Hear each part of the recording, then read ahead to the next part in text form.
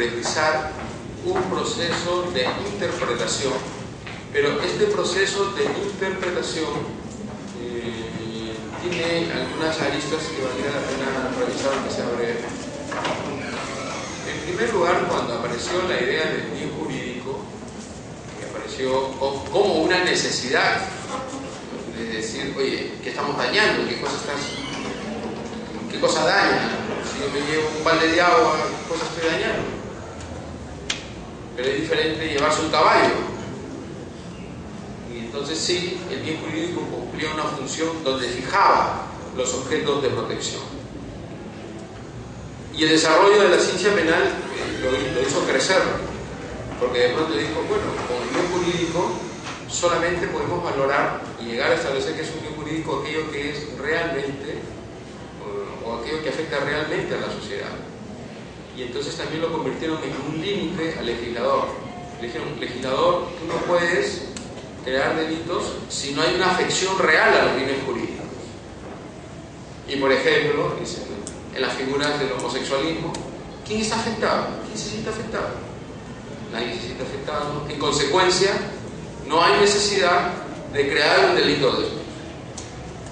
O en los supuestos de brujería o hechicería que existían antes. ¿Hay alguna necesidad de sancionar eso? No. Y también así se decantó, por ejemplo, ustedes deben recordar la figura del adulterio. ¿Qué estás protegiendo? ¿Cuál es el objeto de protección? No, la fidelidad. ¿Qué fidelidad? Eso se puede resolver desde el punto de vista del derecho civil. Pero además, la fidelidad, ¿a quién se la estás imponiendo? Solamente a los casados civilmente.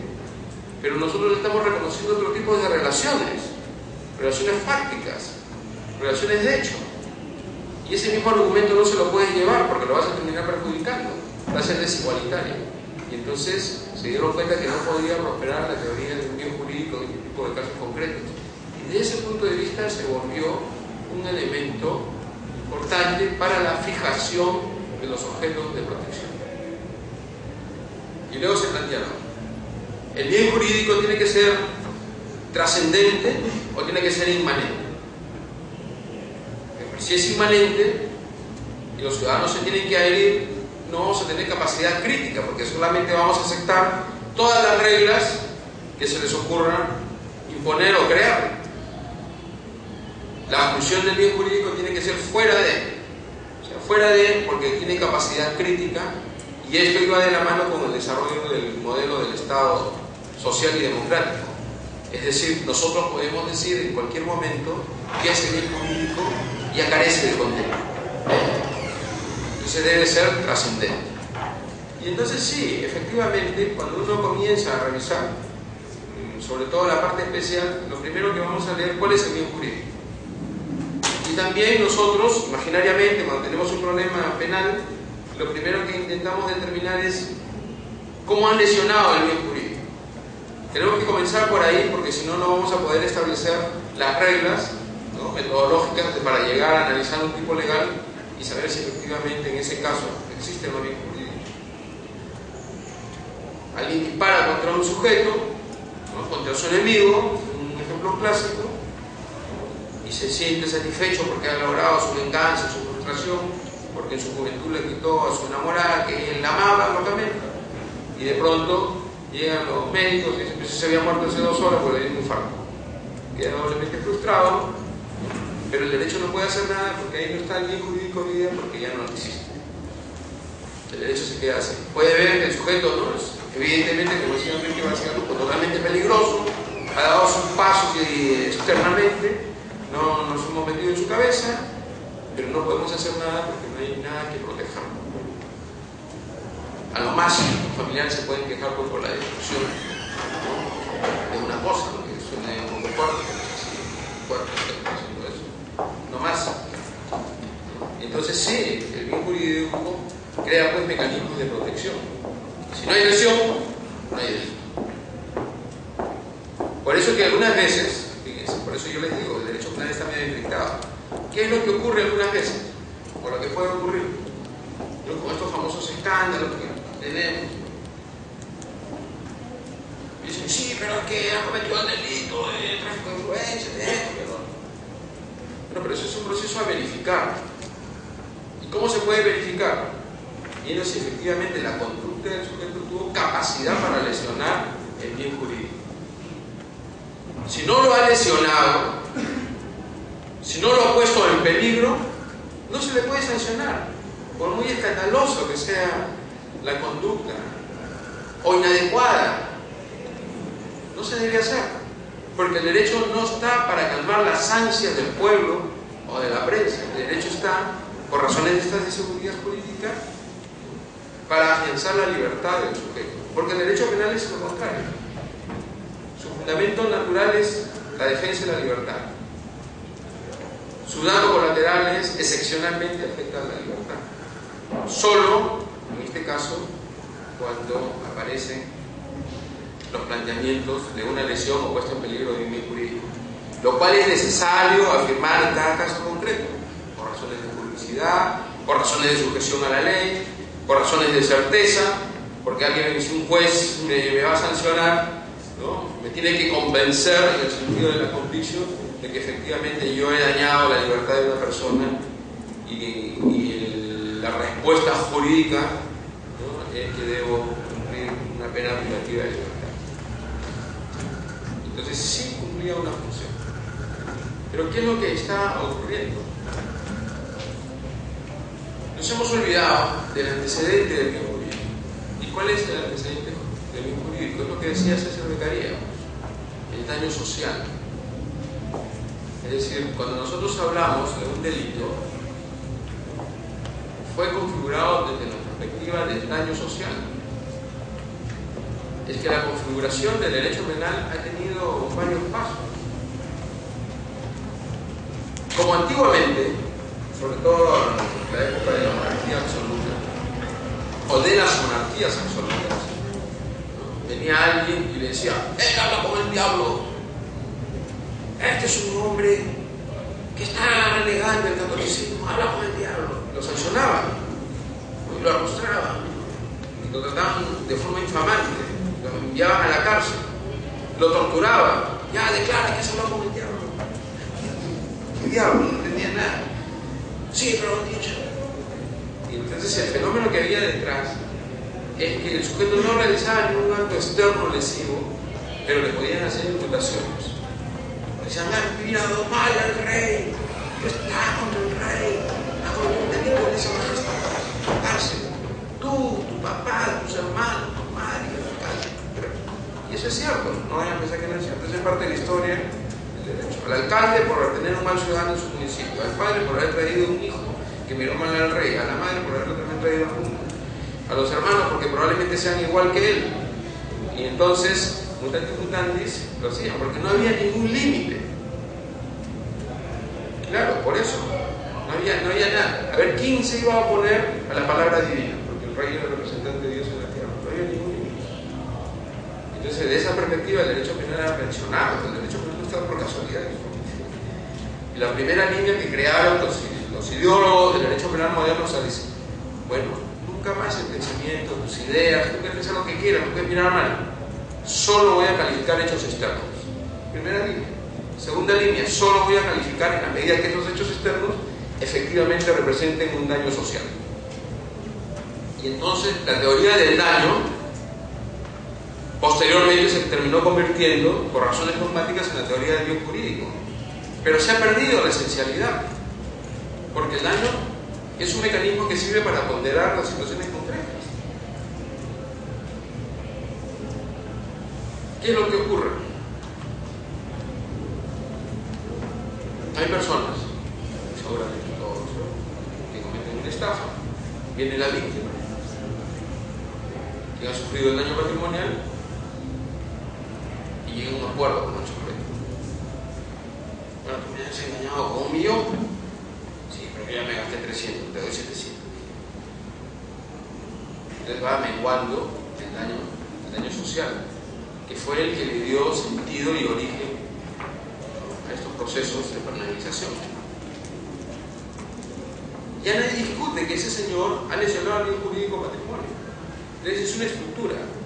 Pero al momento de ponderar los procesos de relación y sacar una conclusión, ya desde el punto de vista de la punibilidad, ya nunca más se menciona el daño. ni a favor ni en contra. Parece ser que el daño ha terminado, ¿no?, de una u otra manera, desaparecido en este entramado. Y paradójicamente es una de las bases y fundamentos materiales, ¿no?, por lo cual existen las reglas de punibilidad, por el daño. Y entonces, a diferencia de lo que nosotros tenemos, ¿no?, nosotros tenemos el Rechtsgut, que es el bien jurídico, la cultura sajona tiene el principio del daño.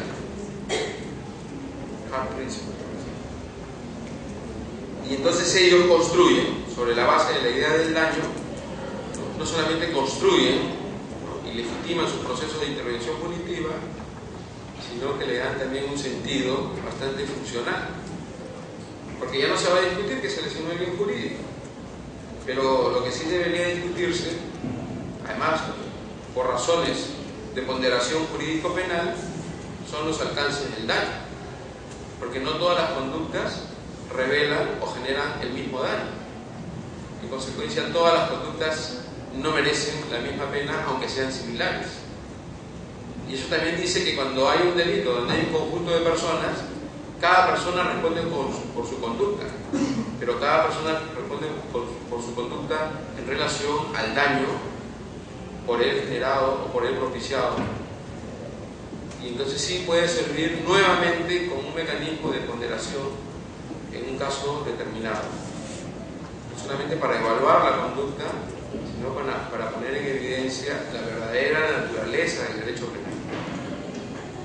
Y si ustedes leen las sentencias, en general, ahora hay que leerlas más que se pueda, ciertamente, me parece que es muy motivante, ustedes no van a encontrar que haga referencia a lo que les estoy mencionando.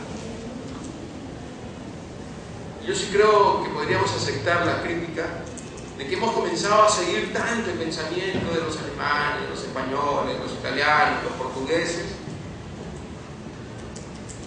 que solamente hablan del bien jurídico y han dosificado toda la estructura dogmática, y nos hemos olvidado que en cada delito se puede percibir con claridad el sentido mismo del delito a través del daño, y que eso puede generar procesos de ponderación. Porque incluso, ¿no?, para hacer valoraciones hay que tener en consideración todas las circunstancias y sobre todo la cosmovisión. ¿Por qué me refiero a esto? Porque nuestra patria tiene diversas cosmovisiones. No es lo mismo las personas de la selva que las personas de la ciudad de Lima. Y probablemente la gente de la ciudad de Lima esté partida en dos o en tres. Hay gente que está en el núcleo mismo, hay gente que está en los conos, y tienen música diferente, vestimenta diferente, percepciones del mundo diferente que otro tipo de gente.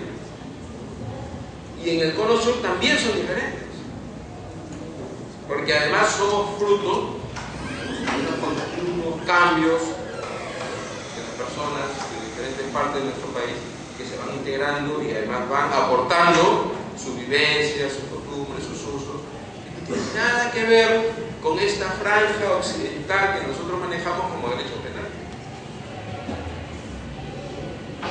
Y sus intereses valorativamente no necesariamente se condicen con lo que nosotros creemos que es absolutamente válido.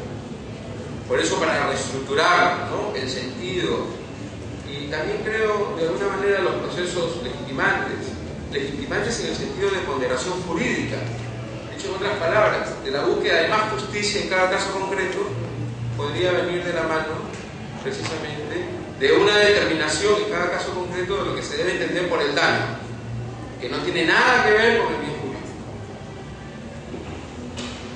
porque el bien jurídico ya está claramente determinado, pero el daño, ¿no?, y los procesos de restauración o mejoramiento del daño, como pueden ocurrir en las figuras culposas. Porque hay gente que es responsable, hay gente que lesiona, ¿no?, en su auto lesiona a alguien que está gravemente, va y lo atiende. Hay gente que es totalmente indiferente y entonces profundiza el daño. Eso tiene que ser pues valorado.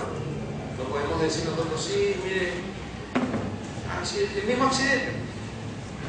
Bueno, los dos se van 5 años, ¿no? Y entonces la pérdida de esos procesos de legitimación, porque ese hombre dice, pero sí, he terminado hipotecando mi casa para restaurarle la salud. juez me trata como este que jamás le dio ni siquiera una figura.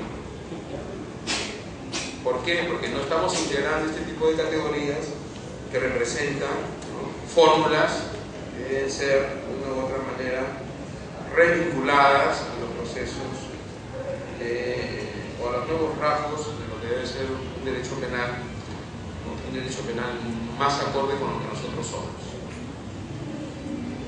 No digo que no seamos occidentales, eso probablemente no lo podemos dejar de ser, porque tenemos esa percepción, pero sí creo que podríamos acercarnos más a nuestra propia naturaleza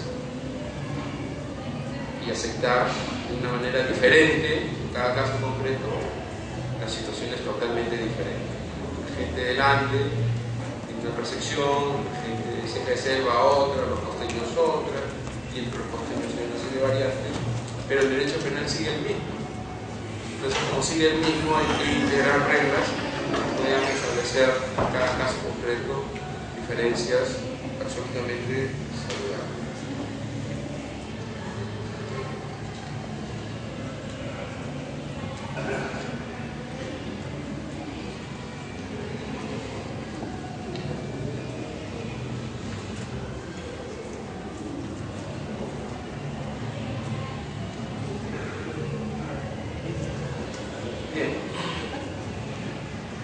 Uno de los fenómenos que también tiene vinculación con el derecho penal desde el punto de vista de la Constitución es la idea de tener certeza de que quien nos va a juzgar sea un juez natural.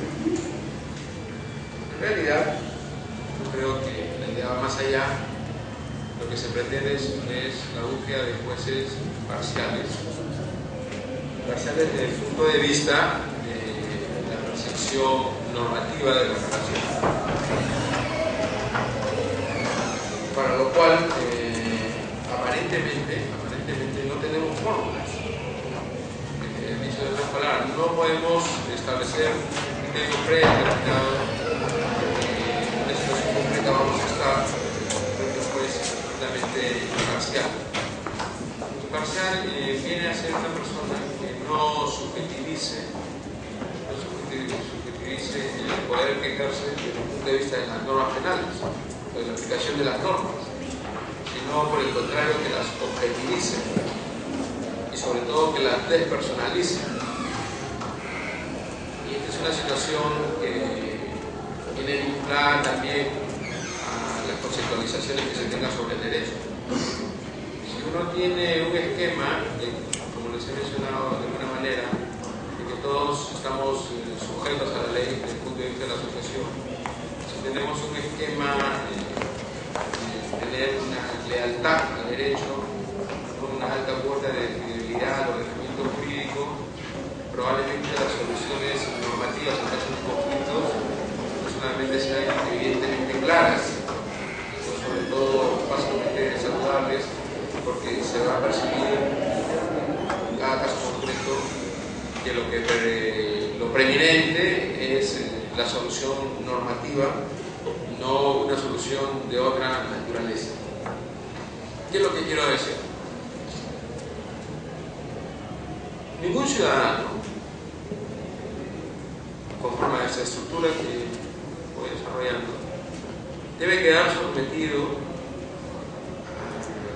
a los prejuicios, ideas, concepciones que tenga un juez sobre la vida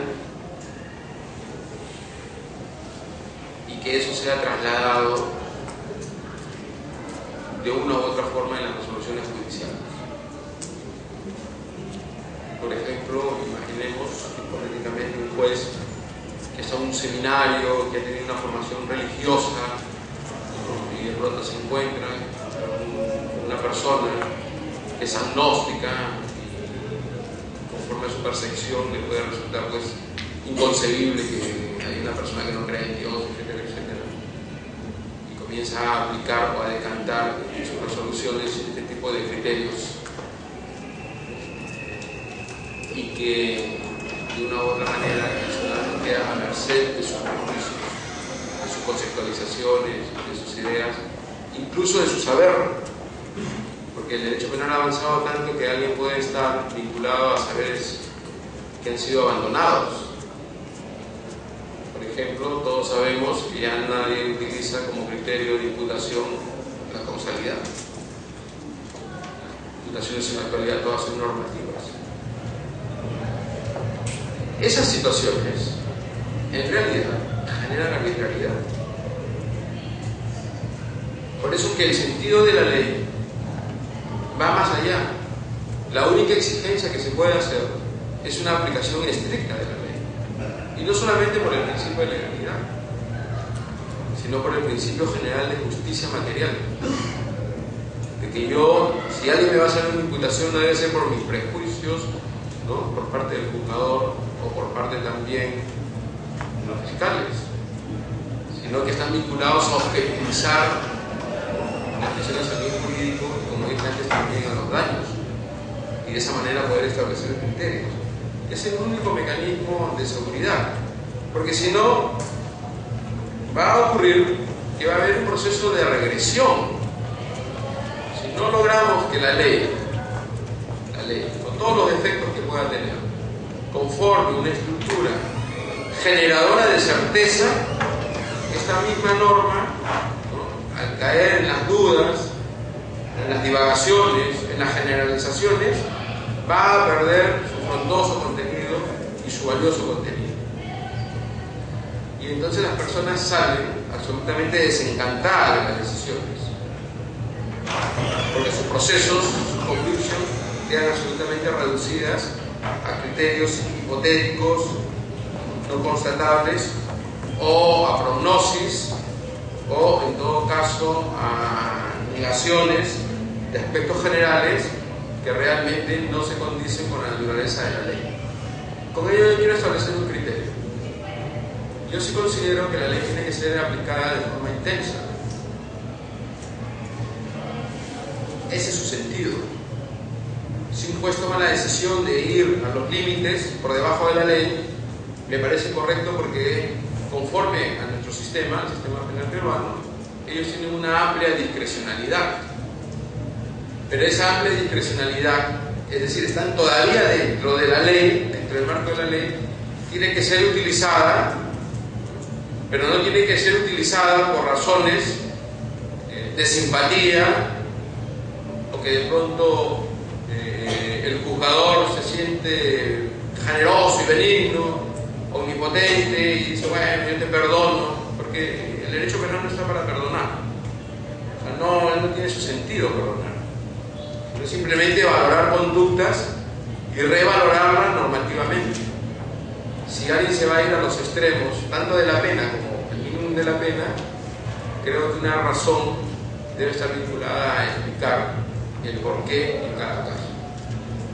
Podría ser, como les he dicho, que diga que efectivamente ha lesionado y ha cometido un delito, pero que su capacidad de restauración ha sido intensa y que ya no se justificaría que se mantenga, ¿no?, una pena efectiva, sino una pena condicional. Y entonces, de esa forma, ¿no?, la convicción, tanto para arriba como para abajo, produciría efectos no solamente promocionales, en el sentido del poder de la ley. Y esto es importante, recordar que la ley es un poder, la ley en sí misma, y que ese es un mecanismo en el cual todos estamos en la capacidad de apoyarnos, y no en los jueces, o en los fiscales, o en los abogados, o en los que operan jurídicamente, sino solamente en la ley. De esa forma, intentaríamos consagrar una serie de restricciones respecto a la idea de lo que es el abuso o la arbitrariedad, ¿no?, a fortiori. Y de esa forma también creo que de alguna manera reduciríamos largamente los procesos de violencia, en la medida que, si la ley manifiesta su poder, la ley también va a ser acatada, ¿no?, precisamente por su gran capacidad material de intervención. Dicho en otras palabras, los ciudadanos vamos a saber que nos quedamos protegidos por la ley, ¿no?, bajo cualquier circunstancia. Y ese es uno de los sentidos que puede generar un prestigio, sobre todo un sistema jurídico que tiene unas variantes que precisamente no la favorecen. No sé si alguien tiene alguna pregunta. Sí, sigo.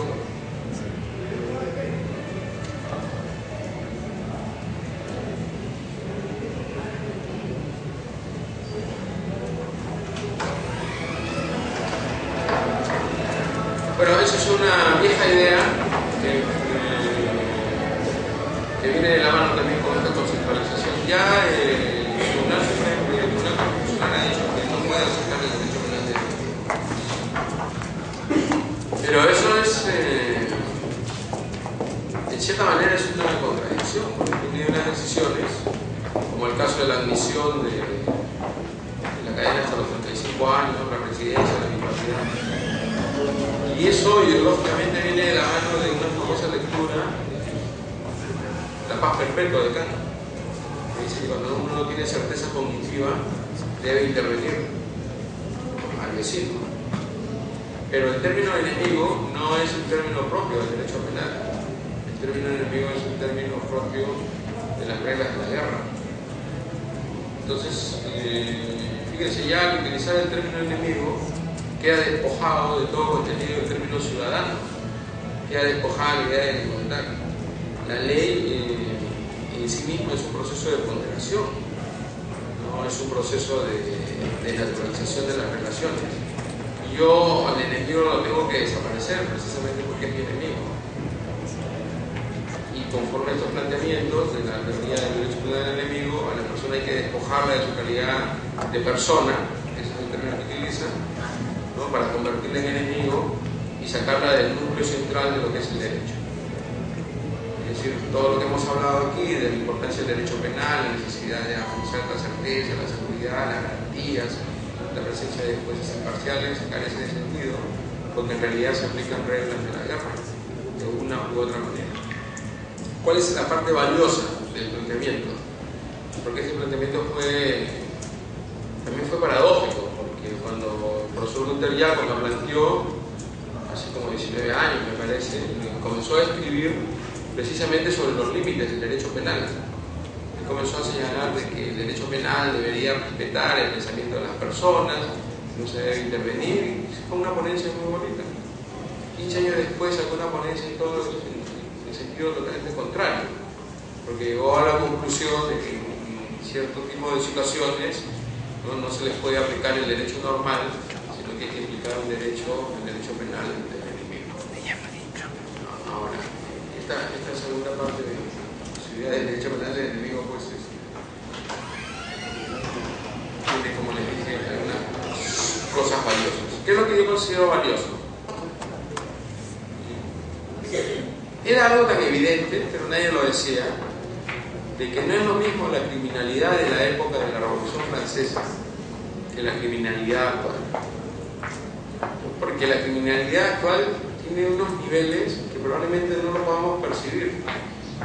Por ejemplo, en sociedades más avanzadas, químicamente más avanzadas, comienzan a desechar productos. Pero como hay millones de esos productos, ellos se dedican a venderlos subrepticiamente a América Latina, ¿no?, a la África, ¿no?, a países pobres, dañando la salud de la gente, porque le están trayendo productos que ya no tienen ninguna consistencia para la mejora de la salud, porque la medicina solamente tiene sentido desde el punto de vista de la mejora de la salud, que desde el punto de vista del derecho penal sería la mejora del bien jurídico salud, no su negación ni su decaimiento. Pues bien, eso es lo que ocurre realmente.